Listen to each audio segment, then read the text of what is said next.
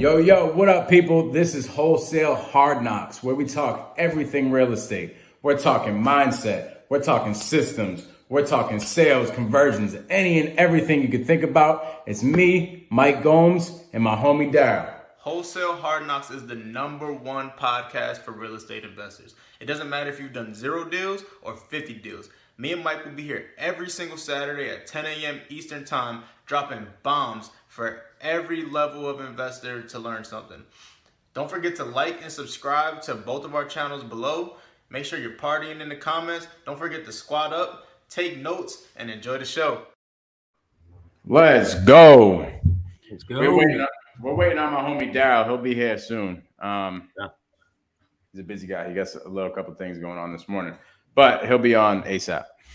But exciting news, we got my homie Marc here. Marc is a freaking savage. He's a beast. He's doing a lot of good things. I'm just going to let Marc get right into it. Marc, what's going on, bro? Could you introduce yourself?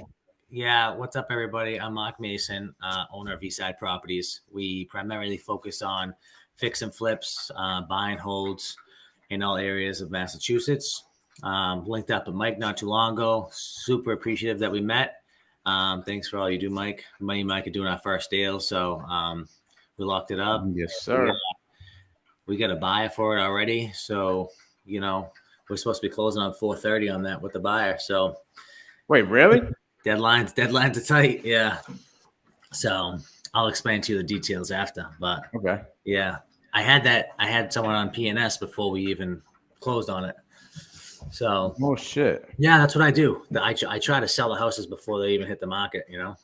I'll explain a little bit about the process when we get into it, but I'll use Worcester Street as an example.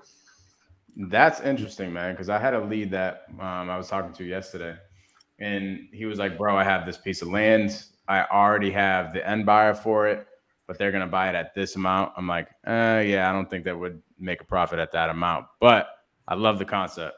Yeah. The end buyer was going to use a big down payment and help us out for the project. Yep. Absolutely. Yeah, there's a bunch of different options you can do. I mean, in the beginning, when I was first getting into real estate investing, I didn't do it like this. It puts a lot of pressure on me and the team on getting the jobs done because there's deadlines. So next week we have 4 closings on Wednesday, and 3 of them, people are selling their house on like Tuesday or Wednesday.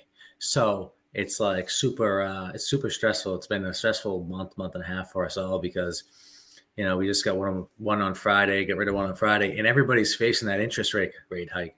So if we extend, say if they can stay at family's house or they can find somewhere to live, we extend, they're facing, I think if I extended the Chandler Ave new construction I just did, their interest rate would have went from 3.8 to like 5.5. It would have blew the deal up. So it's super volatile out there right now. What's up, Daryll? How you doing? What's up, Marc? Sorry I'm late, guys. What's going on? All good. Nice to meet you. Nice to meet you too, man. I heard you're crushing it, dude. Trying, man. It's a grind out here. So it's fun. We're having fun with it. Oh, we lost him a little bit. Yeah, I think he's freezing. Daryll, what's up, dog? Nothing much, brother. How are you, man? Man, I'm just crushing it this morning, dog. I got all my morning routines in. We're ready to rock and roll. I love that, dog. I love that. You're locking deals this morning or what?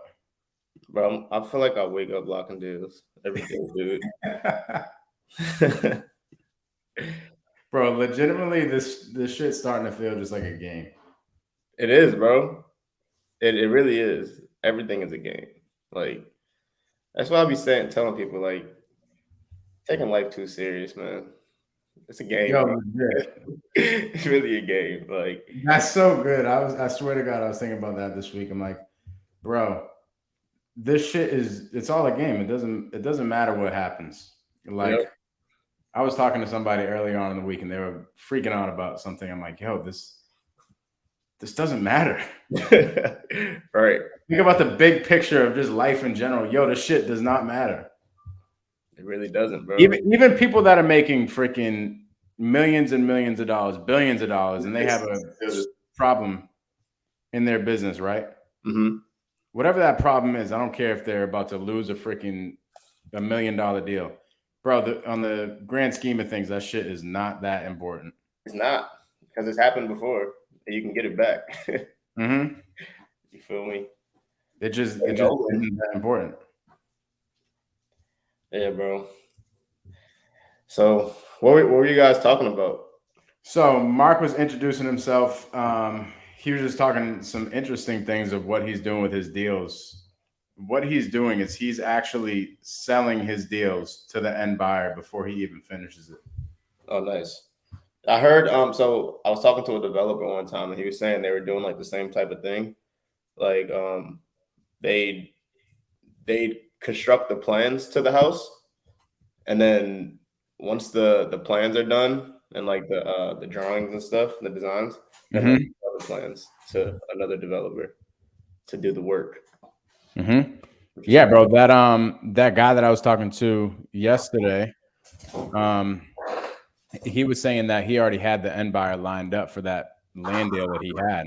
He was like, "Yeah, man. I mean, I already have an end buyer who would give you $100,000 up front to start the project." Really? And I'm like, "That's freaking genius." Yeah, that's awesome. But I'm texting Marc right now. He said, "Give me 2 minutes." I think his internet went in and out. But what do you got going on this weekend, bro? Yo, so today I'm actually speaking at an event. We're having a meetup. One of our brothers in sub 2, Adrian, his daughter actually has a condition called ataxia. Have you ever heard of that? What is it? Ataxia. No. So what it is, bro, it's it's like, so you know your cerebellum, I believe it is. It controls like all your muscles in your body, right? And people with ataxia, they don't have control over it, right? So it's kind of like people who have it, they're living life drunk like every day. Like it's really fucked up. You said drunk? Yeah, like they don't have control of their limbs and their muscles, their fingers. Like Damn. they can't really stand for a long time. They don't have control of their eyes and stuff like that. So it's crazy. So we're having a meetup, and the goal is to raise some money for that, because I don't think they have a cure for it. Like I was looking up cures and stuff, and they're just talking about like wheelchairs and walkers and stuff like that, and it's crazy. So we're trying to raise some money for that. Well, we are going to raise some money for that, and I'm speaking on stage. I'm actually a little nervous, bro. It's my first time speaking. Let's go, baby. Never done that before, bro. It's your first time speaking on stage? Yeah, man. That's fire, bro. Yo, you manifested that shit, dog. Heck yeah. That's dope. Bro, so essentially your speech is going to end up raising money for this dude that's going through. Well, they have people that are like specialized in ataxia that are actually going to raise, like they're going to talk about the disease and raising money. What I'm speaking about, because it's a real estate meetup too at the end of the day. So I'm going to speak about real estate. I think my main thing, I'm going to talk about mindset, because it always comes down to mindset at the end of the day, right? I was talking to Keston about that, and I told him, I'm like, yo, I'm nervous, bro. I don't know what to talk about tomorrow. And he's like, bro, he's like, yeah, you're going to figure out what to talk about. And that's what he told me. He's like, it always comes down to the mindset, right? And I was just thinking about like my life and what I've been through and stuff like that. So I'm just gonna talk about that, honestly. Just let it flow. I ain't write down no speech or nothing like that. I'm just gonna let it flow, bro. So love that. So what I realized from a lot of these events, right?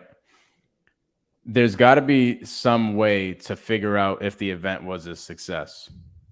Yeah. And typically that is through sales of something, whether it's raising money, whether it's selling a course, selling a mentorship or something like that. So whatever you do for sales kind of tells you how the event went. Yeah. Now, it's not like I'm not saying it's a shady thing that people do. I think it's amazing. That's what you should do. So like in this in particular, it sounds like the goal of the event is to raise money for this illness, right? Yeah. And the way I think about it, and I'm just thinking for myself, I'm just talking selfishly, right? Like if I was going to go speak on that stage, I would try to incorporate something within my speech that got a sale for the purpose of the event. Yeah. You know what I mean? So something within your mindset speech would end up making somebody sign on a piece of paper to get in a mentorship, or in this case, raise some money, maybe send that memo. You know what I mean? That's real. Bro, Yeah. that could show you how well your speech went. That's real. Thank you for that, bro. Yeah, I'm gonna figure that out. Fire. Money. Yeah. All right, let's get Marc back on the stage. What's going on, Marc? Damn, dude, I don't know what happened. Shit. I'll tell you what though. For some reason, your voice sounds way better. All right, good. I'm not one to throw anybody under the bus, but Mike did say you have Boost Mobile Wi-Fi. Fucking Comcast, man. All the money you give them. Right. I got Comcast. They suck, bro. Oh my god, whatever. And you call somebody to get somebody in the Philippines, so it's like it's not even worth it. But yeah, let's get into it, man. Let's see if we can drop some fire on these people listening in. See if we can get someone their first deal. Yes, I love that you said that. I'll give you my little background about me, where I came from, how I got started, and then we can pop in. You guys can ask me any questions. I can tell you about a couple of deals I got going on, and some of the struggles maybe, because everybody thinks flipping houses is all roses, and it's not. So that's what it's all about, bro. Struggling. 100%. So I'm 30 years old. I went to a technical vocational high school, got my plumbing license, came out with my plumbing license in 2000. I got my plumbing license about 2012. Master plumber, ended up working for somebody for about 8 years while having my businesses on the side. And they really started picking up, and I got moved into a management role over there. So I was able to balance both of them. All three of them, I should say. So until I couldn't anymore, until I was too big and I was comfortable going out on my own. And so 2014 is really when I landed my first house. And I think I was maybe 21, 22. And it was a 3-family house hack. And this is kind of one of those things that just you got to make shit happen. You know what I mean? I'm a big fan of let's get this thing under contract and we figure it out. You know what I mean? And it kind of goes back to the deal we just did, Mike. You got under contract. The numbers just didn't work that much, but we figured it out. You know what I mean? Mm-hmm. So, I got this house. It was a 3-family, bought it for $178,000 on Hubzu. That's like an auction site if nobody knows. Can I stop you really for 1 second? Yep. The fact that that's the way you do business, bro, is why you get so many deals. Well, one of the reasons. The fact that you're just like, bro, let's get this thing under contract.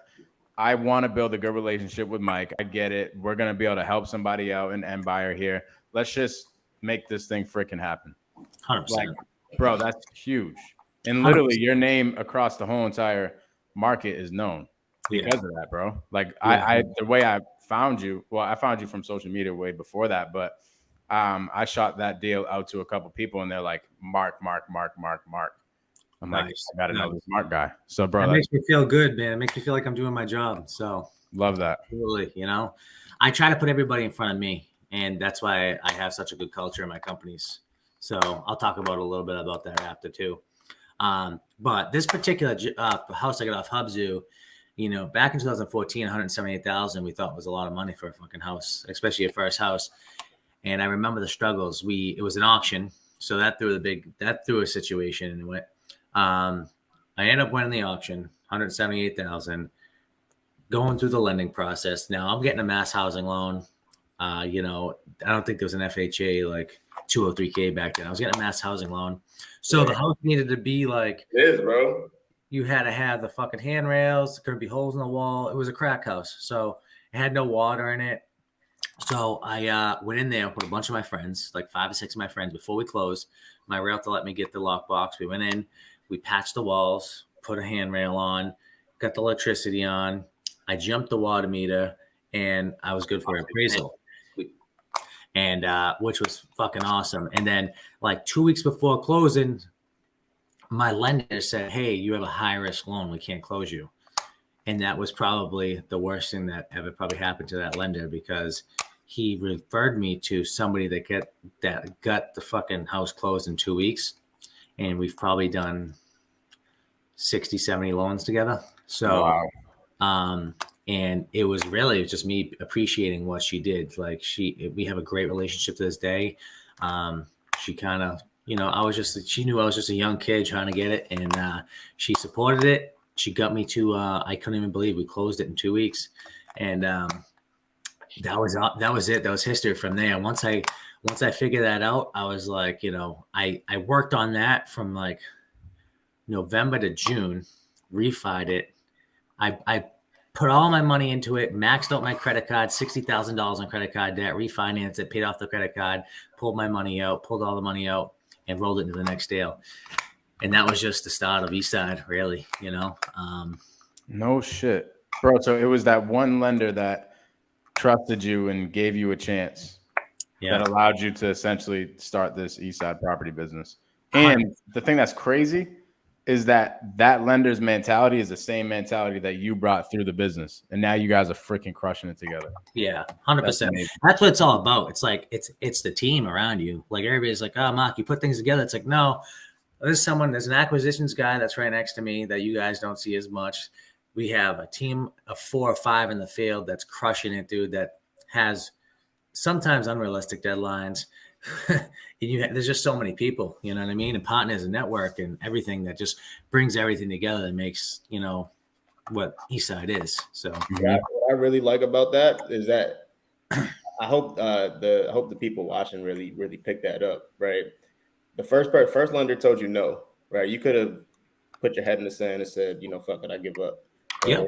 Yep. You would have found somebody who said yes, right? And now you have an ongoing relationship with this person that you're making hundreds of thousands. I don't know how much you're making, but killing it with this person. Yeah. Right? Yep. Like you 100%. stopped and just quit and gave up because one person said no. Right. And that's what people need to realize, right? Like if one person tells you no, just find somebody who's going to tell you yes. 100%. You got to be resourceful in this business. Resourceful is your like a number one friend right there. You got to be resourceful. You got to ask for help. We're kind of a close niche real estate group, so everybody's willing to help for the most part. Yeah, bro. That same exact thing lost me some deals. I remember I went on an appointment in Taunton actually, and I just offered way too low because the access of the buyers that I had access to at the time. Their buy box just didn't fit that, right? So I didn't lock it up. I tried locking it up way too low. Wasn't a good fit for the seller.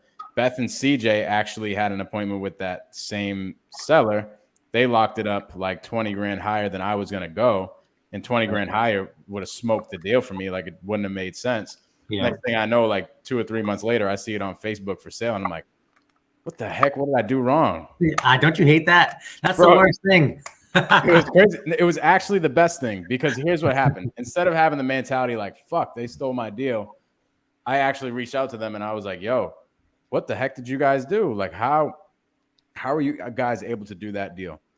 And then they just told me what was going on. And since then, we pretty much partnered up on some things together. And we're going to make a ton of money together. So it's like, the squad up mentality is amazing. 100%. It takes a team. You can't do it by yourself. It really takes a team. Yeah, and 100%. And people like us three know that you're only as good as everybody around you. So like you said, you were the man. You called up Beth and CJ. You said, hey, you guys did great. Like fucking, you locked it up. How'd you do it? You know what I mean? And they share it with you. A lot of people, like when I was growing up in the field, everybody kept everything close to their chest because they were kind of like a little nervous about my plumbing skills in the field. They're like, oh, this guy's coming up. Like they just try to push it away, kind of degrade me a little bit. And I feel like that mentality has changed over time. You know what I mean? So it's good. That's good to hear. Absolutely. 100%. And the old heads are kind of, some of them obviously changed, but some of them are still stuck in their mentality where like they see that and they try to keep you in a box. Yep. 100%. Absolutely. It brings me to, one of the first things that you said, right? When you first got started, you worked for somebody for 8 years. And we talk about this on just about every episode, right? Like we push new people to start and work for somebody else, right? What would you say working for somebody else taught you? And like, what lessons did you learn that carried you to where you're at right now? Good question. So I was the role that I went from the field to the office, and I was in a project management role, an estimator role at my company, which laid down the baseline of how I can get these deals done so fast, because we were doing, I was personally managing probably 10, 20, $30 million plumbing jobs. And in order to manage those, 10 guys on site, 20 guys on site, 30 guys on site, you need to be you have to plan. You have to look more than a week out. I mean, you're looking 2, 3, 4, 6 weeks out. You are schedule oriented. Your shit's sorted. Everything's in line. There's so much things to get you to this finish line. And when you're working for these big GCs like Suffolk, Gilbane, and Turner, like that's like they're telling their client, I'm finished this 250 unit fucking apartment building needs to be done this day. Because if it's not, I'm losing this much money in rent, and it's going to cost you guys. So like that goes back to the scheduling situation. I always told you, I was like, hey, I kind of set unrealistic deadlines. They're realistic, but they're not. They're like, they're goals. You know what I mean? It's like, what can we do to get better? And that when I was working there, I was probably flipping, 8 to 10 at a time, 8 to 10 a year. And it was madhouse because I had my plumbing business on the side. I had a couple guys working for me too. I do have a plumbing business as well. I'll get into that, how we spun it off. Had a couple guys working for me for the plumbing business. And then we had the real estate business, which was, 8 to 10 with the full-time job. It was almost like one a month. It was wild, but I was so good at it. Like Home Depot would call me and I'm like Taunton Home Depot, I'm like the number one guy for sales in there. So like I get all these perks and I'm like, get great service. And they call me like, who the hell's this? Like, I never seen you in my life. Like you're behind a telephone. Like there was a joke. It's like, telephone Marc, like don't know what the guy looks like. You know what I mean? So when they started seeing me come in after I quit my job, they're like, you're Marc Mason. Holy shit. Like finally nice to meet you, because there was always my guys there or subcontractors and stuff like that. So I just I have like and I'll share it with you guys when we're done, so you can kind of give it to your everybody that I have scope sheets and I talk about them a lot. It's like when you're messing with the big players, that everything's scoped out. Everybody has a scope sheet. Everybody has the unit. It's almost like we get our estimates now, but those scope sheets, you compare them to the estimates and you can fill the gaps. Oh yeah, like let's all face it, like dry event. Putting dry vents in fucking bathroom exhaust vents, those always get fucking missed. So I made these scope sheets on like who does them all the time on my jobs. So like the electrician always covers this and puts a thermostat in, and the HVAC guy does not do the thermostat, does not supply the thermostat, does not supply the wire. The electrician does, plumber does the bathroom vents and the exhaust vents always. Like, so like everything's teed up, and I go into the job and I usually do most of my deals. I buy, renovate, and flip them within 120 days. Most of them are like 90 to 100, but that's crazy. Yeah, so we probably do. It averages like $80,000 a month in renovation. So it's like, wow. I'm not one of those guys that does fix and flips and just that goes for the lowest dollar, lowest guy. I'm big on insurance, getting insurance, having licensed guys. Having people that just get the shit done, because I'm a big cash flow guy. Like if I can make 10 less thousand and get it gone in 90 days, that's a W for me, especially right now in today's day. Who the fuck knows what's going to happen? So that's what we're doing. And I'm actually, to give you the background of how I do it. So Mike and one of his other partners sold me a deal. And we closed it maybe 2 Fridays ago or something. And I had a PNS already lined up, signed, post-dated for after we closed for a seller that we were going to sell it on 4/31. Now, they were referred to me by somebody else that bought a house off me the same way. They're like, I can't find a house. This person's like, call Marc Mason. He'll make it happen. So she was calling me for like 6 months. I'm like, I don't got nothing right now. This is not going to fit you. This is not going to fit your price range. So I called her and said, hey, I got a perfect house for you. I'm like, don't go by there because it's scary, but give me like 2 weeks. We walked it, kind of gave her the vision. She's like, I see your social media. I totally trust you. She's like, just do what you got to do. All I want to do is pick out my granite. And that's why I let them pick out the granite, the paint colors. Now, everybody thinks it's a pain in the ass, but I'm like, well, if I can control a deal, I have it in-house, and I don't do that to save money on realtors. Most of the time, realtors do bring them in, and I pay it because I don't care. You know what I mean? One hand washes the other. That's how I roll. And, she came in there. We came up with a game plan. She trusted me. She seen my vision. She seen my social media, what we do. We locked it in, and we're balls to the wall there right now. The roof's on vinyl side. We're vinyl sided. Well, we're going to be vinyl sided on Monday. Plumbing and heating starts next week.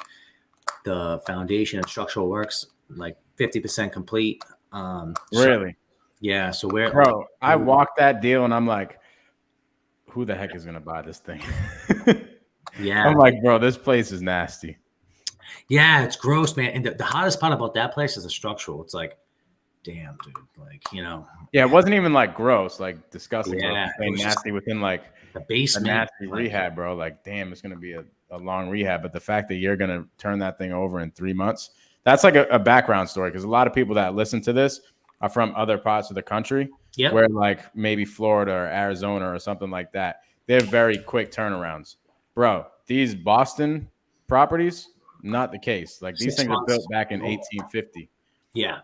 100%. Yeah. Like I tell everybody, the average flip for someone's like 4 to 6 months. Never mind that sometimes doesn't even figure somebody buying it. Like, you could finish it and it could take 2 months to sell or 3 months to sell. So, but that all comes back to schedule. Right now, I hate working Saturdays, but the guys are working Saturday because we have, like I said, 4 closings on Wednesday, and 3 of them are people moving in there. They sold their houses. One's somebody that I got referred to. Another one's a friend of a friend. So they're all, it's a grind. And my guys, I pay. I mean, actually, I just posted something the other day. One of my subcontractor he's like pumped. He's like, I get paid the next day by Eastside. He's like, I posted it because I'm like, that's what we're about. Like, you come. There might be a little bit more bullshit with us with like working around people because we're forcing everybody into a certain time frame. Mm-hmm. But I try to be as organized as I can, pay as quick as I can. And that all comes back to me learning the bases at the other company. So I rode that out as long as I could until I couldn't anymore. And here I am, we probably got 5 or 6 flips going on right now. I have 2 new constructions that I'm getting plans done for that start probably in a month. I have 23 units that I'm going to be doing ground up in like 4 months once I get it final approved. And then I was just telling Mike, I got 60, probably between 60 and 100 units. I don't know what it is yet in a town near me that I'm going in for approval in the next couple months too. So, and that bigger stuff is just starting to come to me. Like I primarily focus on the fix and flips, but I'm getting so good at the fix and flips that they're becoming less time consuming, and I can do more. Like digging on land. So normally when I think of land, I'm like, oh, there's 2 acres here. I think normally I would have thought of like putting a house or 2. Now I'm like, okay, where is this zoning wise? What can I do here? Can I do a triplex? Can I do like condo units? So it just comes with time. You know what I mean? And you guys all watching, you're not going to build it in a week or a year. It's going to take time. Like I said, I started in 2014. It's 2022. And it's been a grind. It's late nights. It's early mornings. It's phone calls all day. People wanting checks, bad subcontractors. But you got to see the light at the end of the tunnel. You know what I mean? Once you get a system in place, business is business. I have a plumbing business that has 40 plumbers. I have a real estate business that probably has about a crew of 10 in it. And then with a shitload of subcontractors, then I have a restaurant. So once you build one business, it almost like business is business. Like, it all works off the same profit and loss sheet, the same balance sheet. So you can flip it to anything. I don't know shit about. I've cooked probably 10 meals in my life, and I own a restaurant. So that's dang cool. So with all this that you got going on, there has to be a point where you sit down, you close your eyes, and you're like, okay, this is what I want. This is what I want to accomplish. This is how much I want to make. This is how I want to do it. Now, how do we schedule every single week according to what I want to do? Yeah, so reverse engineering, to be honest with you, it's not my strong suite. I'm really good at putting my head down and looking up and be like, all right, let's keep it going. You know what I mean? I'm like a train kind of. So the visionary, I'm definitely a visionary, as you can tell. I can see it before it's done. But you got to set the goals. I just want to. Right now, my main priority is to fire myself out of all three of my businesses. Like, I want to fire myself out of all of them. You know what I mean? Because I want to just touch. I want to touch each one a couple days a week, maybe. Why? Why? Because that's what you do in business. You have to put that CEO in place so you can build yourself back and start collecting the ROI and living life and having that freedom. So that's kind of my plan, and it's hard because you need to put standard operating procedures in place. You got to put people in place. It costs a lot of money. Like I said, I have 40 people in my plumbing company. And I need a CEO right now. I have a lot of things that need to be done to find myself. I'm probably 5 years out from it, but I'll be 35 and 5 from my plumbing business. I'll be definitely 5 from the real estate business by then. And then when I say 5, it's probably a bad terminology. And like a small exit where it's running itself. You know what I mean? And I'm there just a visionary. Hey guys, like this is what's going on. Like at the plumbing business, I got a whiteboard and I drew the I gave the vision to everybody in the office. I said, this is where we're at right now. We're at, at that time, $3.5 million in business. Next year's 10 million. The following year's 20 million. So Ryan, you're an estimator right now, but you're going to be a VP of estimating someday. You know what I mean? In 5, 7 years. Devin, you're moving up. Like you're a project manager right now. You're an assistant project manager right now. You're going to be a PM. Then you're going to be an executive PM. And you're gonna run the company, man. Like this is real stuff. And we're gonna bring in a service manager. We're gonna bring in lead techs. We're gonna bring in human resources. This is how the whole chart works, and this is where we're gonna go, and that's how we're gonna get there. And this is what we're gonna do for business. And the buy-in was it's unreal. I mean, you've seen last night. I took them all to the Red Sox game, and that's just vendors giving us they gave us a box. They want to do business with us. I'm like, listen, I don't want the money. I don't want the tickets. These guys want it. You know what I mean? Let's all go. Let's have fun. They had a fucking blast. They had a blast last night. You know what I mean? That's amazing, bro. So that's kind of what it's about. You know what I mean? If you can have that vision to think bigger, obviously you got to start with a house or start with a business, whatever you want to do. And you just got to, once you get the first one, like I tell everybody, they're like, I want to flip house. I said, do one, get one under your belt because you're going to build your confidence up to here. And then you're going to keep going. It's all about confidence. If you don't know your shit, you better learn it because when you go into a seller's appointment, they're counting on you to be the professional. So if you're not the professional, they smell that and they're not going to sell it to you. So you got to go in there. You got to be confident. You got to show them that you're going to be the solution to their problem. And that kind of trickles down to the whole company because I'm always telling my guys, I'm like, listen, come to me with solutions, not problems. You know what I mean? Like if there's a problem, I can fix it for you, but you're way more valuable as an employee and part of the team if you come to me with a solution, because that means I don't have to think. The whole point is I want to pay you good. I want to give you incentives to think on your own and do this stuff. So I can do other things. Like I'm working on stuff to keep you guys going for years. And in the future, I can't be telling you, I can't be going to pick up a 2x4 for you anymore. You know what I mean? But when you start out, you always have to start somewhere. So right. I was at the Home Depot picking up 2x4s. I was spreading plaster. I was doing that stuff, when I had to. But, at some point, you got to stop that to manage and to work on the vision and to close more deals and grow like we have, Yeah, bro. It's interesting. Even Grant Cardone started with just one single family. 100%. 100%. So as a leader, right, one of our buddies, Marlon Johnson, he always talked about a leader, their job is to, keep the vision, show your whole team the vision, right? Like keep that in front of their face. Everybody needs to know the vision, right? Which I'm doing, right? And this question is actually kind of a little selfish because I want to know this myself, right? Running 3 teams, right? How do you keep all your employees motivated to, do what they're supposed to do on a daily basis? I don't know if is it just you that's like running all of them, or do you have like partners that are helping you? So I have different managers in place to help me. The restaurant, I do have a partner, and she runs the day to day. So I'm not there all the time. You know, I come in for meetings. I'm the most business oriented on the restaurant. I kind of look at the vision, look at the big picture, see what's going on. You know what I mean? So I help in that aspect. Like I said, I can barely put steak on the grill. You know what I mean? Right. So, but as a leadership role, to be honest with you, that's a good question because, you know, thinking about it and just thinking about last night and just the guys coming up to me and thanking me for the opportunity, and everybody's in it. It's a time now that everybody's can't find workers. And I have the opposite problem. I can't hire everybody because they all want to join my team. So it's like, it's crazy. It's crazy to me because I feel like, you know, they fall.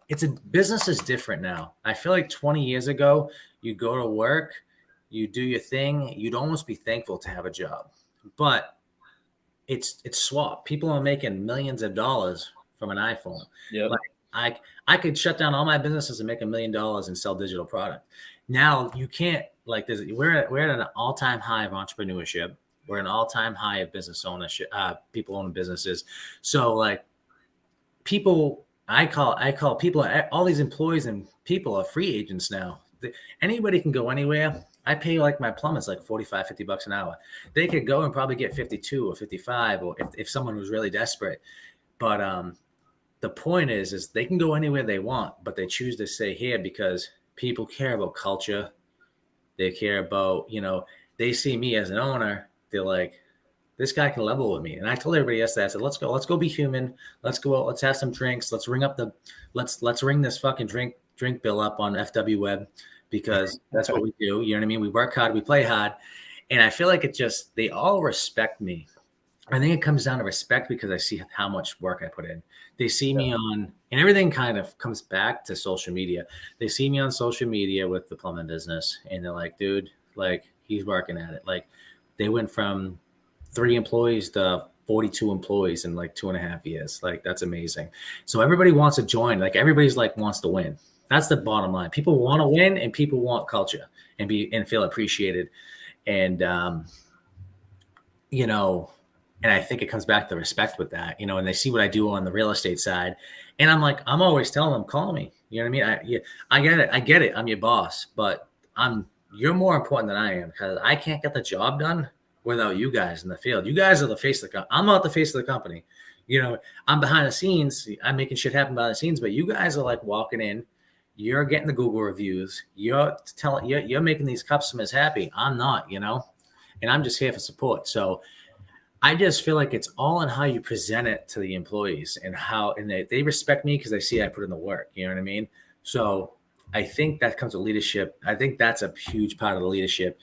And I read a book, and you know, they talked about being a servant leader. You know what I mean? Just not a leader. Like you got to be a servant leader. Like, and that's what I strive to be. You know what I mean? If one of my guys called me and they needed $10,000 to, you know, if there was medical bills or something, dude, I'd be the first person to be like, you know, let's go. Like, I got this. Like, I'll take that risk all day.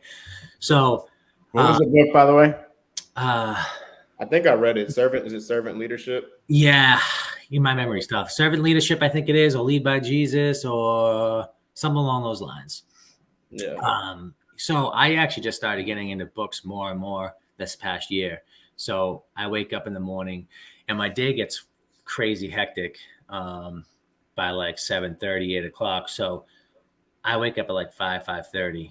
I'm really trying to push it earlier, but what I do is I wake up and I read 10 pages a day, and I'm reading like a book a month. So it was a short-term goal for me. I feel like I'm kicking ass. I feel like I read it and I could read it twice to really understand it and to comprehend it, but so be it. I think I'll get better. Was it this one? Servant Leadership in Action?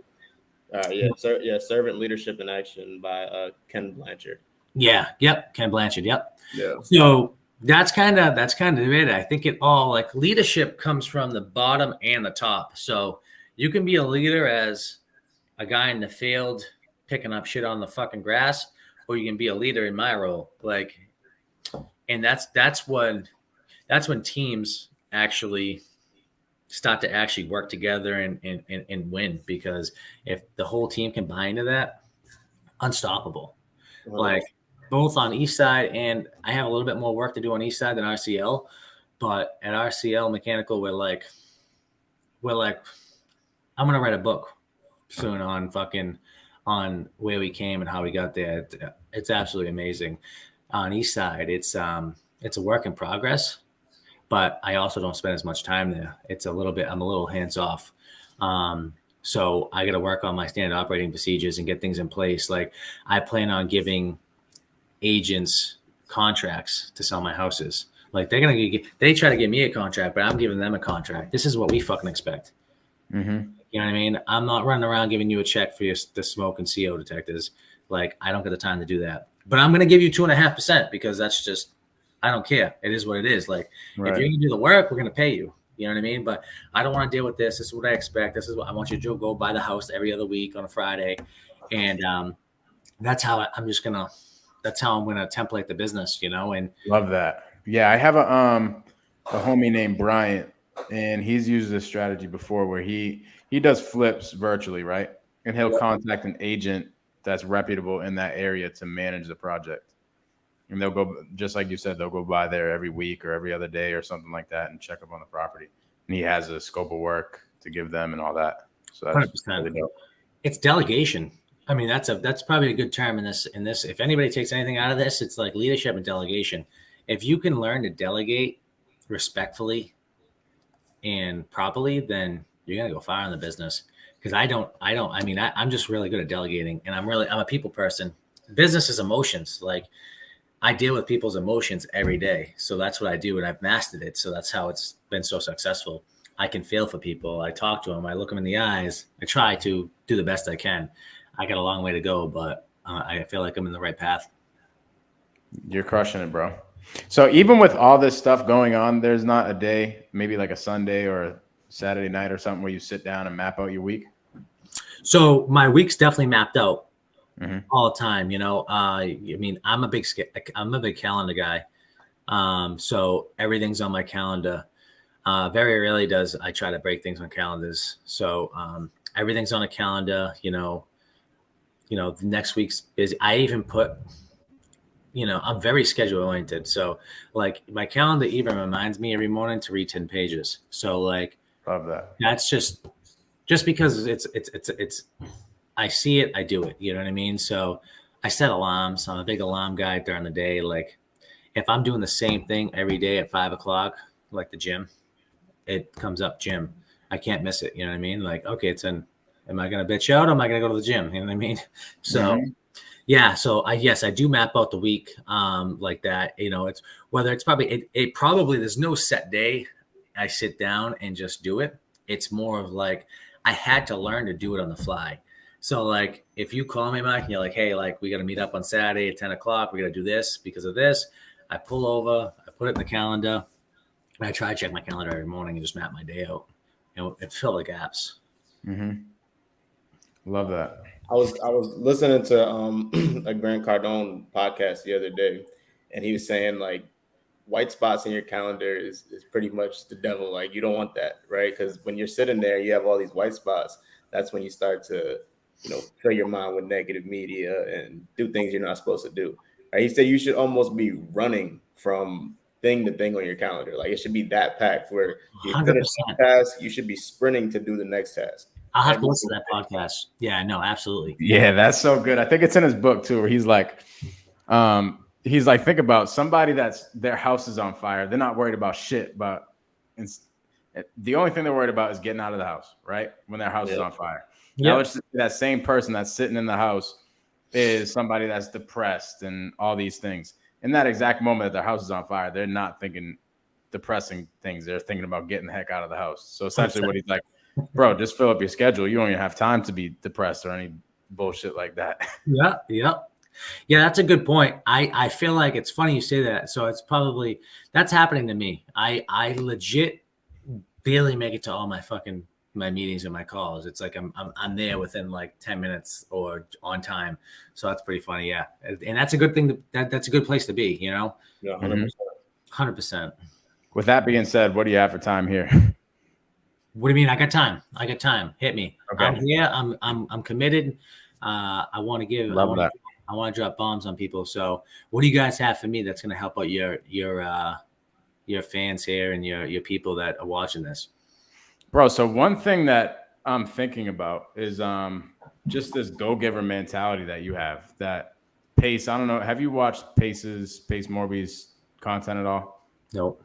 Like, so me and Daryl, that's how we met in Pace Morby's mentorship, and Pace Morby just preaches go giver, and he attracts a lot of it. 100%. Like, bro, you have so much freaking value to give. Daryl, what do you think, bro? Bro, giving is everything, bro. It's literally everything, right? When you give without expecting to receive anything, like that's when magic happens, right? That's when everything you want comes to, in my opinion, right? Like I just did a freaking 10-hour live the other day, calling other people sellers, Yeah. right, without wanting anything in return. I didn't want anything. Like I don't want no part of the deals. I just wanted to push their stuff forward, right? And the opportunities that have been coming to me since then have been insane, bro. Insane. Like, and that's just one thing, right? Like I was talking to Pace one time and he's just like, yeah, you just got to give, right? And once I started focusing on just giving back and just spreading what I know, it doesn't have to be like money or anything, just giving time and just giving what you know, just providing value, things are going to take off. When I started doing that, my business just started skyrocketing. 100%.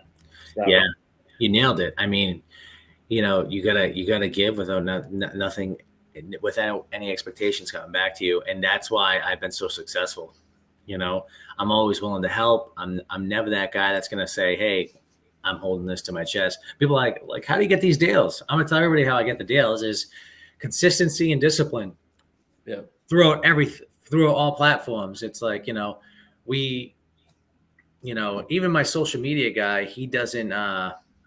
He always asks me, and he stopped asking me finally, but he always asks me, he's like, what do I do? Like, what am I here for? Like, I know I get it. I'm making content. I'm doing this. I'm like, you're indirectly marketing me and the company. Like, you're not going to see a return. You're not going to see a return on it. But that guy that just sold me fucking 30 acres in Berkeley called me and said, I felt like I knew you from social media. Like, I feel like we're friends. Like, we can relate. And he sold me that for 30 acres for $375,000, and I could possibly get fucking 100 units on it. Like, what? You know what I mean? So, that's yeah, bro. I met you through social media. Well, at least knew about you through social media to begin with. Yeah, and it gave me a validation. Like, oh yeah, this guy's crushing it from all the good content that your guy does. So your guy's doing a really good job, by the way. Thank you. I just want to say this quick before we jump into social media, right? Just about the giving part, right? Yep. When you're not giving, to me, that's a scarcity mindset, right? 100%. Because you don't know, you're thinking like, oh, I don't want to compete with this person. I don't want them to know what I know because that's gonna lower my business, right? Yep. But when you're giving and you're just sharing what you know to people, that's showing the universe like, look, I can take more. I can accept more because I'm not afraid of losing what I have. I'm not afraid of bringing people with me, right? Yeah. So that's awesome. I'm glad you said that as well. Yeah, it gives you, if you're confident about your business and in you as a person, you should feel no fucking pressure to give. Like I give houses to Moss all the time. I say, hey, I can't close this fucking deal. Like I get it, I can do it, but I just don't. You have the team, I don't. You know what I mean? I close them because I close the easy ones. I can't close the fucking hard ones. So here you go, take it. Whether I get it back or not, I don't care. But at least someone can close the deal. You know what I mean? So, yeah. What I was gonna say about the deals is to get these deals, guys. You need to work. You know what I mean? It's like it's hard work. You gotta like for my business, I'm hitting all platforms, and I probably have a little bit more advertising dollars than some of you guys, but you can start out with driving for dollars, right? And getting the simple deal machine app. So that, that's going to help you big time. But I'm staying consistent on what I just said, like the social media, and not hitting everybody with like we buy houses cash every day. I'm just giving people what they want to see. Before and after is what I do, the day to day, because that's what they care about. You know what I mean? Nobody wants to look at a fucking we buy houses cash ad every day. So we're doing that. We're doing direct mailing at a very low scale. We're doing driving for dollars, and we do a little bit of Facebook and Instagram marketing and Google marketing and stuff like that. So we're just consistent across all boards, and the word of mouth. It's like, what does your drive for dollars strategy look like?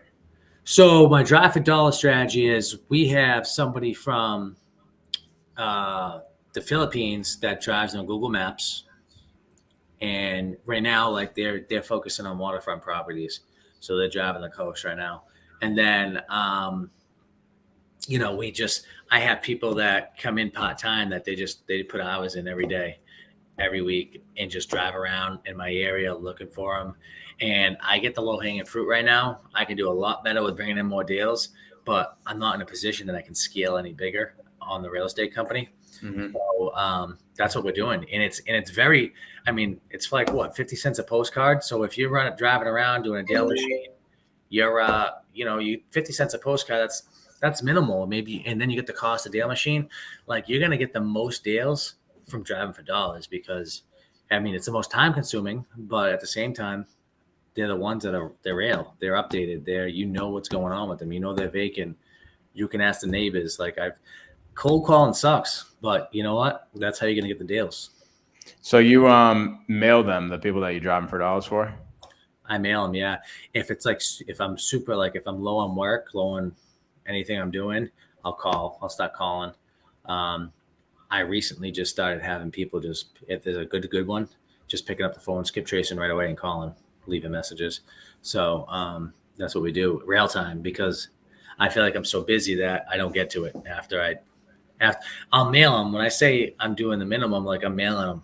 If they email me, text me, or call me, I know I can close it. You know what I mean? But how many do you think you're getting from that drive for dollars strategy a month?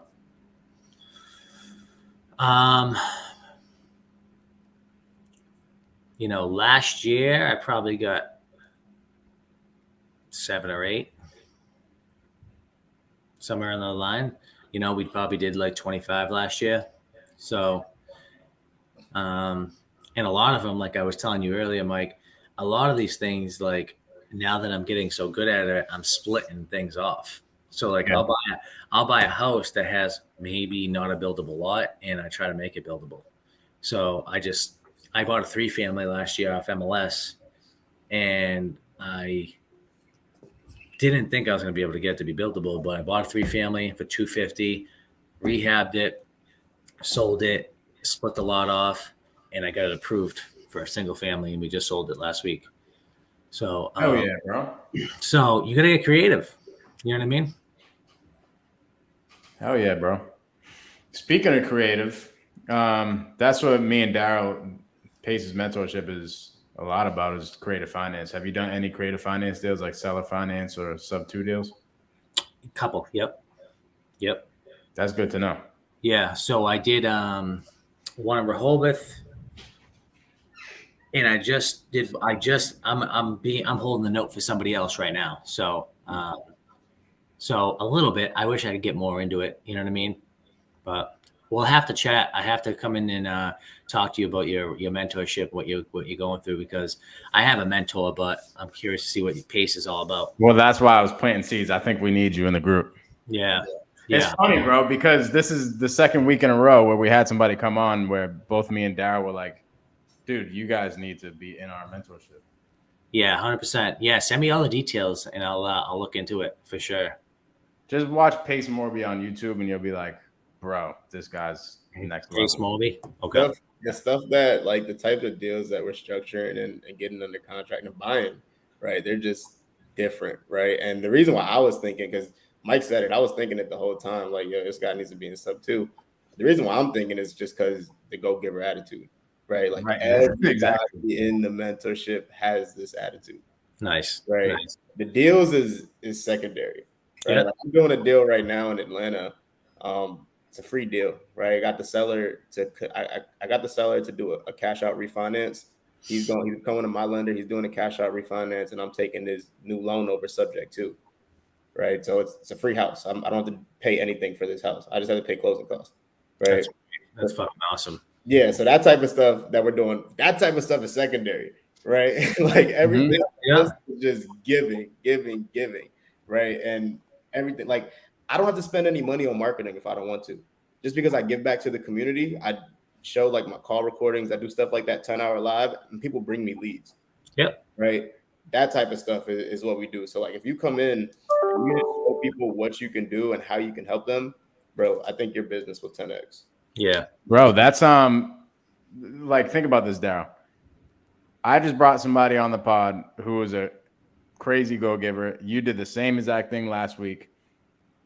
Pace attracts a bunch of go-givers. It's no mistake that the people that you're attracting are the same thing. So just like Marc and his team, I bet if I went and hung out with everybody on Marc's team, they probably all have the same type of mentality, like that go-giver mentality. Yep. Would you say that, Marc? Yeah, 100%. Like Pace always says, bro, your vibe attracts your tribe. Mm-hmm. Yes, I like that. Yep. 100%. So good. So good. Well, Marc, do you have anything else that you could throw out for some gems? I mean, I know you could, but anything you want to end off with? So I do. So for all you guys getting started, it can be overwhelming, everything going on, getting your first deal in the contract, but master one thing before going into everything else. And I think, to be honest with you, start with the things that are free. Drive for dollars, skip tracing, social media marketing. Do those 3 things and just watch, because you're gonna be authentic in your area, in your region. Like, you know, when people start seeing what you do, they're gonna hop on board and be like, hey, this guy's killing it. This guy's flipping houses. This guy's doing this. I want to do business with him. You know, it's funny because like, it's funny, like it's been years to come, but now I got like, now the politics are coming into play with my business. Like now I got like councilmen and mayor's assistants kind of been like, hey, like, I want you to do my plumbing. I want you to do this. Like, hey, Marc, I got this deal. I don't want it. You want it? And it's just like, holy shit. It's all because of social media. And I'm not a social media guy. Like it looks like it. I'm getting better. It's a fucking grind. But to turn the camera on yourself and watch yourself talk, it's not easy. It's not going to be easy. But that's why most Americans don't do it. And everybody's watching it. Like, you know, nobody's watching TV anymore. This TV hasn't been turned on in fucking probably 2 weeks. So, so people are watching social media and they want to watch you. They want real shit. Like, you know what I mean? They want us. Yeah. They don't want some guy coming on there not being real. So that's why I'm raw as fuck. I don't care. If you don't like me, you don't like me. So, start with the small stuff. Driving dollars. Skip tracing them, you know, going to fast people search, yellow pages, getting their numbers, calling them, knocking on doors, doing things that people wouldn't do that are free, and social media. I say do those 3 things. Everything else will fall in place. You know what I mean? You find a deal. Don't be worried about the money. Don't be worried about the contracts. Find the deal. If there's money in it and the numbers are right, you can go to anybody in the fucking world. They're going to give you money. They're going to give you a contract. They're going to help you out. And it's a win-win for all. 100%. Hell yeah. So if somebody in the crowd wanted to contact you, how do they contact you? So everybody can reach out to me on Facebook, Instagram, LinkedIn, you know, what, all of them, except Twitter. I don't go to Twitter. Maybe I should get one. But maybe because Elon Musk is buying it. Yeah, right. Yeah, so you can find me at Eastside Property LLC on Instagram, or Marc Mason with an underscore on Instagram. That's where I mostly am on Facebook, Eastside Property Development, and Marc Mason, Marc with a C. So if you guys want those scope sheets, hit me up. I'll give you the scope sheets. I'm more than willing to help. You guys need something, shoot me a DM, shoot me a text. and I'll help out. I was on the Dale Machine podcast maybe a couple months ago, and I had people hit me up after like, hey, amazing, like, what's up with this? I had someone call me like having me help them close a deal, and I was like, I was proud to do it. I'm like, let's do this. So reach out to me. I was in your shoes not too long ago, so I'm here to help, and I wish I had a mentor or somebody to ask questions to in 2014. So all three of us are here if you need us. So good. Yeah, guys, especially people that are in my market, this Boston market, especially around Taunton, but just anywhere in this Massachusetts market, and Rhode Island too at all? Yeah. Yeah. Rhode Island too. If you guys have any types of deals, Marc is a buyer. He's a valid buyer. He just got us paid on a deal. It was a deal that the numbers were super, super tight, and we were going to actually have to back out of the deal, but Marc made it happen for us. He's an amazing guy. So Thank you. Please reach out to him if you need to. Daryll, do you have anything else, bro? Nah, Marc, it was just great meeting you, brother. I'm glad you were on the show, man. It was a great conversation. Looking forward to doing some deals with you guys. Yeah, absolutely. Oh, one thing I'm going to add: people want to do business with people that make it easy for them. So that's one thing that you guys should click with, because that's people just want it. That's the way it goes right now. Everybody's so busy that they just want simplicity. So keep that in mind, guys. If you guys want to get me on another show for like maybe like more of like an agenda of like helping with social media or like something certain of your first house, whatever, we can do that too. So keep me in mind. I don't mind helping at all.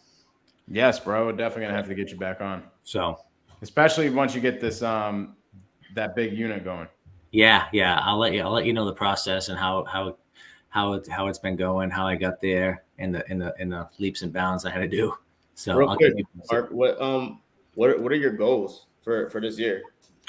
So my goals for this year, I originally said I wanted to add 30 units to my portfolio, but after a real estate group and mastermind that I'm in, I realized my goals were too small when I was sitting at the table with people that were like a lot bigger high performers than me.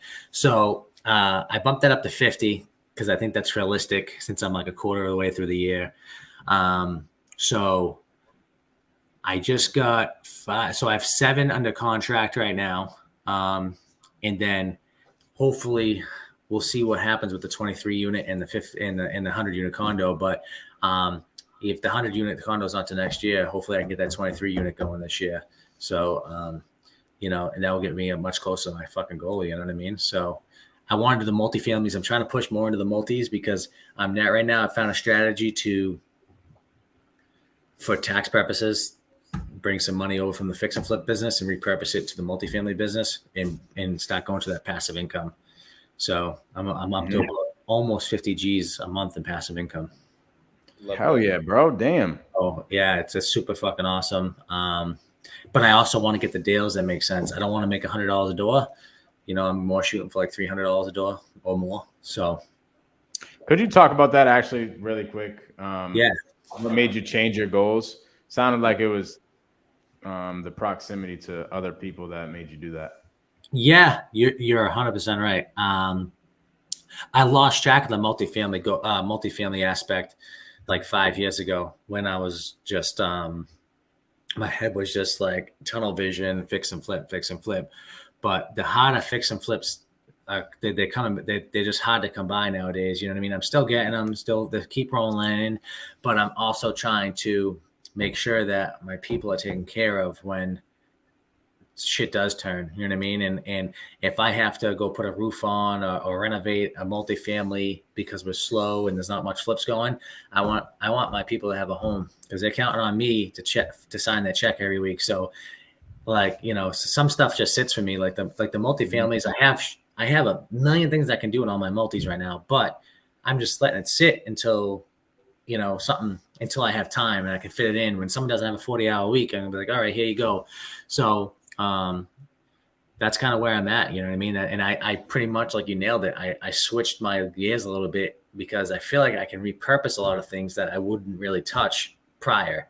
So I have more, I have more of a team and overhead in place now at Eastside, so I can dial in and do those numbers. Before it was just me, but now I have an acquisitions director that just all he does is crunch numbers and do those numbers all day, and he works on a lot of the paperwork and the behind the scenes stuff that kind of like, hey, this is where we're at. He does the title searches, he does this, he runs the numbers, he figures out the renovation costs, helps me with it, and we kind of put it together. But now that I'm starting to form that team, and I'm stepping away from like the admin stuff, collecting insurances and W-9s, and not going to the job sites as much. I'm starting to focus on, okay, what's the big picture here? Like, let's obviously, fix and flips are our thing, so we're gonna keep doing them. But at the same time, we got to start looking to the future and start hitting those multis. And I just want to be in a position. I'm big on profit, not volume. So I want to be in a position where I'm not just buying units to have units. You know what I mean? Although everybody has a different vision and outlook on buying multifamilies. Mine is like, I'm doing the numbers off today. I don't care what they're going to be in 10 years. I'm doing the numbers off today. I want to make $300 a door. This is what we're going to do. If I don't find it, I don't find it. But I think we're on the right track. Love that. So as far as what made you go to that goal, it was the proximity to the high level people that you were surrounding yourself with. Is that correct? 100%. Yeah.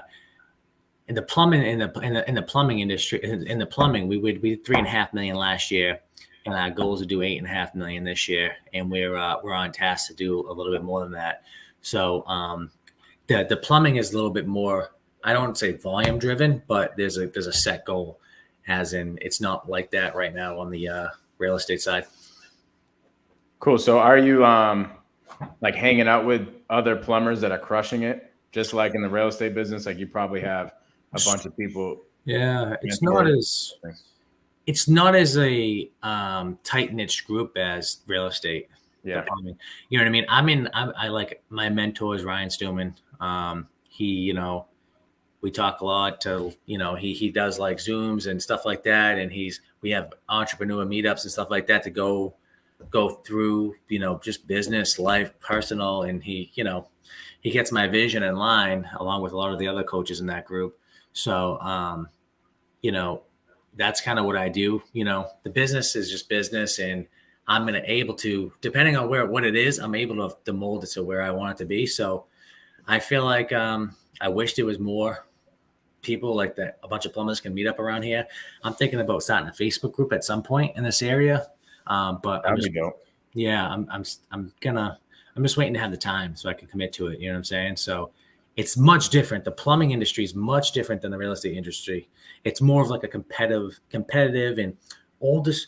The reason why we're so successful as a young company is because all these other people that own these companies are just, they're small-minded thinking. Like they're old school. Like they're like, oh, RCL mechanical. Oh yeah, just a bunch of young kids just trying to fucking undercut us and and do this and do that. And it's like, no, dude, it's just like, your guys are coming to work for us because they see our guys happy at the supply houses. They have iPads. They're paid good. They got nice trucks. They're not riding around in shitholes. Like, this is all stuff. Like, I've had people come in like, dude, I feel like I'm in quicksand, dude. Like my company I'm in quicksand. We're dying. You guys are fiending. You guys are fucking living life over here on social media. I'm like, I'm glad it's fucking working, man. Welcome to the team. Love that. I guess where I was trying to get at was, for all the shit that you've built so far, there had to have been people that you're connecting with, like as far as just people that you looked up to in business in general, other buddies that are doing business, maybe not even plumbing businesses, but other businesses at high levels that got you going in that. Yeah, to them. I'm definitely I think I'm wired a little bit differently because I wish I had somebody in that I could pull from. I mean, with real estate wise, I surrounded myself by, I don't know if you know Eric Lewis. He's a realtor. We used to be a realtor in Taunton. No. Me and him partnered up on like 20 deals in the beginning. And, he brought me from like here to like here. But then, you know what I mean? He's at a different part in his life. So I wanted to go here. So I just kept it going. I'm always doing things, networking groups, business groups, I'm trying to be in the room with people. I want to be the smallest person in the room. And that's what I strive to do, and it sucks because I always have to fly places. I always have to do things I don't want to do. And sucks. I went to New York a couple of weeks ago. I'm in Dallas, Texas every quarter. So it's like, that's what you have to do. Networking with high level people. Yeah, 100%. And I always get nuggets from them. You know what I mean? It's not like, hey, that's going to be life changing when you come back. But like, to go there and just get one nugget that's gonna leapfrog you to here. I'll end with this. I went to a networking event, and there was a tax strategist there. And I'm big into taxes, obviously, because real estate, you know what I mean? I feel like I've come a long way on understanding it and how to, defer it. And, like, hey, did you get the ERC credit? I'm like, the fuck's the ERC credit? You know what I mean? Like, fuck is that? Like, oh, the government's giving it out because of COVID and this and that, dude. It's a credit that's free, not a credit. I mean, it's a check. It's free money that they're giving out because of the pandemic. This was a couple months ago, but it was $2,600 a person in the company. Dude, we got a $500,000 check for the restaurant. $500,000 check. It's like, dude, all my flights to fucking Texas are fucking paid for fucking 10 years, dude. Like, yep. You know what I mean? Just from that one thing. You know what I mean? So it's just those things. You got to go there. You got to be focused. You got to get in the right room with the right people. Get out of your comfort zone and just talk, because look at that. That was just a $500,000 check. One conversation. But holy crap. How about the last nugget that you got? Maybe that was the last nugget, but the last networking event and the last nugget that was the biggest thing that you went and implemented right away. What was it? Probably the standard operating procedures videos that I have. So I'm trying to find myself from all the businesses. Mm-hmm. And I'm sitting there talking to them, and like, everybody's like standard operating procedures, SOPs. And I'm like, dude, it's going to take me a fucking year to write these SOPs for my company. I wrote them, lost years off my life, but I got them done. And they're like, you got to now video record it and screen record it, because in every task you do that and you have a VA put it together, they're like, you're not going to have any questions. And if you do, they're going to be minimal. Like, so like, just that one nugget of like, okay, I can write the SOPs, Microsoft Word document, put it into a PDF, see you later. You know what I mean? Mm-hmm. But not everybody learns like that. So if you give them the Word document, then you give them a screen record of the certain tasks that you can give them a screen record on, and then you give them a video. And now we're going to do that across all businesses. And we're going to start it with the restaurant in like 3 months. And the GM at the restaurant's running around with her head cut off. And I'm like, this is real easy now. Like, I got the hostess. We're going to record the hostess and fucking, and obviously make the video go faster. We're going to record the hostess, what she does on her shift. And we're going to shrink the video, what she does on a shift every day. That's like, hey, they're going to know what to say when the person walks in. They're going to know how we want how the silverware has to be rolled up. They're going to know when to check the bathrooms and clean the bathrooms. They're going to know when to do this. They're going to know what to say on deliveries. Like, they're going to watch that video. Now, somebody at a low skill level out of high school, or someone that doesn't comprehend that well when you're reading something, they're going to watch that video once or twice, and they're going to be like, they got it.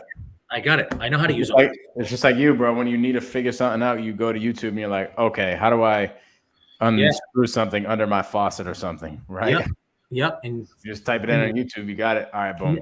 Now you got a video. Now you got a video of an SOP of that position, which is now going to free up the GM's time to focus on other things like pushing most profitable food and all other things that I had no idea what we're going to, like, in the business of a restaurant you do.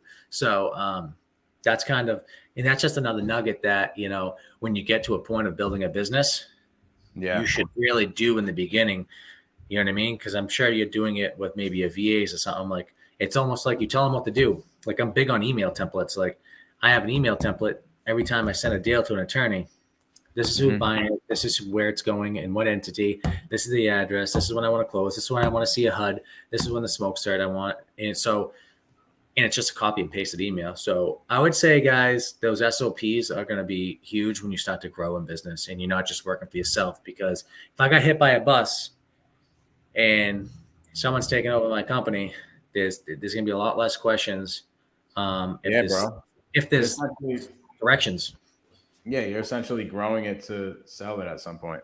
Yeah. With that in mind, maybe that's not your case, but really thinking about selling it. If somebody came into my business and I disappeared and fell off the face of the earth, could somebody pull back the curtains and understand how to operate it?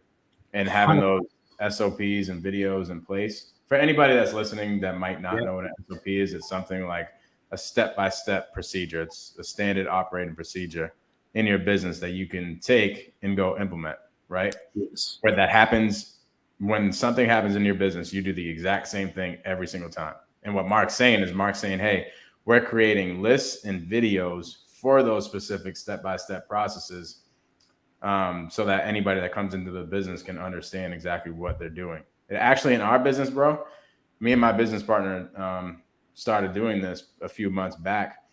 And it was because the VAs were going back to him a lot saying, hey, like this, that, and the other is happening. This is happening. My partner's like pulling his hair out. Like, dude, these people just don't get it. Like, just go solve it on your own. And I'm like, bro, super, super simple. What are the top 5 things that they usually come to you with? He's like, oh, this, that, and the other, right? And I'm like, bro, just go make 5 of those videos, post them on Loom. And whenever the virtual assistants have a problem with that, tell them, hey, go watch that video.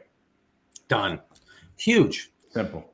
And I never even thought of that before going there. I mean, I feel like I got a lot of businesses and I'm doing a good job, but like that's just going to take me from here to here. This is another step of growth for me. And as simple as that is, I know the $500,000 checks are definitely a bigger win, but I feel like long term, it might be better. The SOP will be better. 100%. Yeah, bro.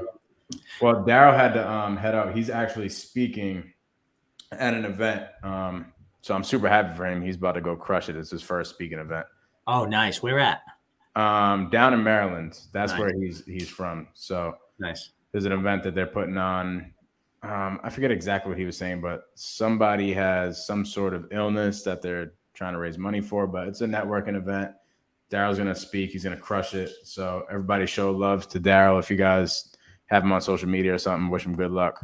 But Marc, bro, you are a freaking animal. Appreciate you, dude. Thank you for coming on. I'm actually going to your restaurant in like 2 weeks. Are you? Nice. Yeah, I'm meeting up with Beth and CJ. Nice. Oh, you guys are all going there? Mm-hmm. What should I get? I'm going to have to buy a round for you guys. Love it. What should I get over there? To be honest with you, I'm not going to be, but it's going to sound biased, but everybody kind of likes everything, man. I think we're kind of crushing it at the restaurant, service wise, we're getting better and, but I mean, the food's fucking great, man. The scallops are fucking bomb if you're a seafood fan. My girl will love that. Yeah, the bacon wrap scallops bomb. Everybody loves the margarita flights and stuff like that. So I think, you look at the menu, you can be like, all right, there's a lot of good stuff on there. We had to change it up. You might be going in there when the menu's changed at this point, but we had to change it obviously because food cost reasons, and we're having some issues with the profits with the food going up and stuff like that. So we're changing some things for summer, maybe we're not having as much steaks and stuff like that and chickens because obviously there's no money in it and they're changing so quickly. So we're doing some other cool things, and you're going to go in there and be like, damn, dude. You know what I mean? By the way, when you're there, dude, when you look at the boat fucking hanging from the ceiling, my motherfucking ass hung that thing up, okay? I'm going to remember that. That's amazing, bro. Oh, man. Well, bro, I appreciate you coming on here. You gave our community so much value. Yeah, no problem. I'm glad to help, man. Everybody hit me up if you need me. And then we'll catch up, Mike. Yeah, bro, we'll have to get back on here. Yeah, I think we're gonna be catching up at the when I'm done with Worcester Street. You guys are getting your settlement on that. So love it. So we'll be in touch, man. Cool, bro. Let me end this, and I just want to chat with you really quick. Yeah.